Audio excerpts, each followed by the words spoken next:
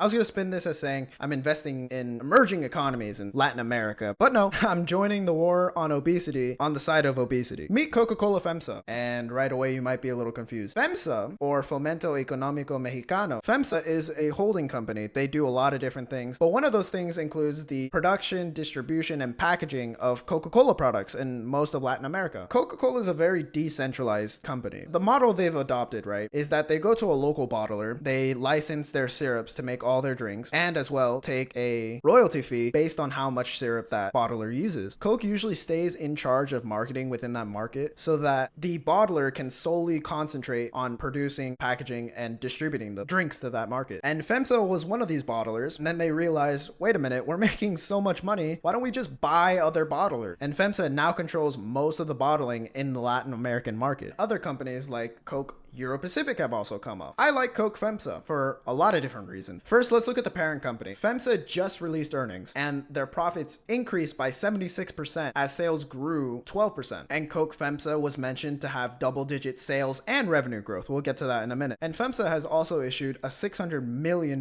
stock buyback. And finally, FEMSA is actually selling off a lot of their smaller divisions, deciding to focus on their main businesses, which are the OXXO supermarket chain, their healthcare division, and of course, Coca-Cola FEMSA. That last part, at least to me, is the most important part because they're deciding to start focusing on what they do best. And that means they're going to get more attention and more resources dedicated to Coke FEMSA and developing the company. If we actually look at Coke FEMSA itself, it's in a very interesting position as well. Like I said, they had double-digit sales growth and profit growth last quarter. Just looking at the basic fundamentals, they have more assets than liabilities. They have a growing dividend rate. They're very diversified because they own a large part of the Latin American market. They have a unique product in Coca-Cola. It's just a solid company all around. Now let's look at the revenue. When it comes to revenue, they brought in $13.7 billion last year. And if we actually look at the parent company FEMSA, they represented about 34% of all revenue that they had in 2023. And yet, even though FEMSA is valued at about $24.7 billion, Coca-Cola only has a value of $4.57 billion, only making up about 18.5% of FEMSA's value, even though they represent 34% of the revenue. And you know what? Fair. We have to take into consideration it's just bottling and distributing drinks. And it's not fair to compare Coca-Cola FEMSA and the parent company FEMSA because the businesses that also comprise FEMSA are probably valued higher because they have more growth potential. So it'd be more accurate to compare Coca-Cola FEMSA to actually just another bottler in Euro-Pacific. Now, if we look at Coke Euro-Pacific, just looking at their statements, they're getting outpaced when it comes to revenue growth and they're getting matched when it comes to net income growth. And yet Coke FEMSA is trading at a lower PE ratio than Euro-Pacific. But you know what? Fair. If we actually look at the companies that Euro-Pacific inhabits, we got Germany, Great Britain, France, Belgium, Luxembourg, Portugal, Spain, Andorra, and Coke FEMSA operates in companies that are not as stable as the European ones. So, okay, maybe it makes sense that they're valued more. So, you know what? Let's look at another bottler. This is Coca-Cola HBC. And if we look at Coke HBC, we can see that they're in charge of which countries?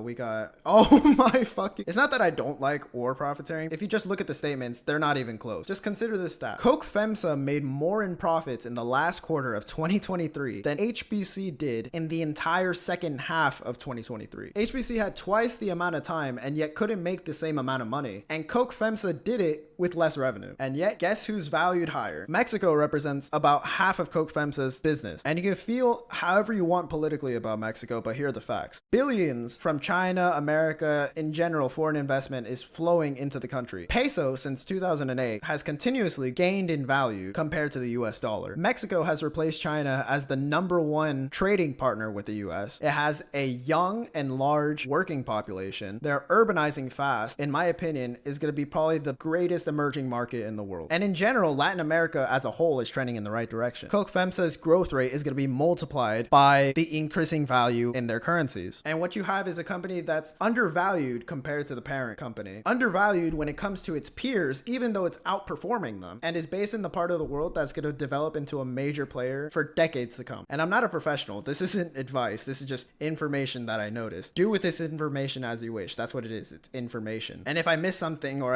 I did something wrong, let me know. I'm just somebody who's interested in the financial market, so please help me out. I need feedback.